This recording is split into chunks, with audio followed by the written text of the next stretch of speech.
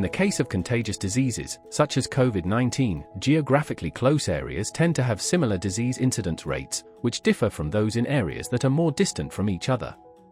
This occurs for various reasons, such as higher mobility between nearby areas or similarities in factors that either facilitate or hinder disease transmission, for example, higher or lower population density.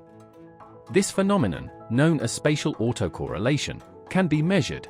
Our article examines the patterns of spatial autocorrelation in COVID-19 incidence in Catalonia week by week, from the beginning of the pandemic until the end of the fifth wave, on October 13, 2021. We found that spatial autocorrelation varies significantly both throughout each wave and between waves. Simulation tests indicate that when there are only a few initial hotspots, autocorrelation is very high at the beginning of the wave and decreases as the disease spreads across the territory. However, this baseline pattern can be profoundly altered by public health interventions aimed at limiting people's mobility and the transmissibility of the virus.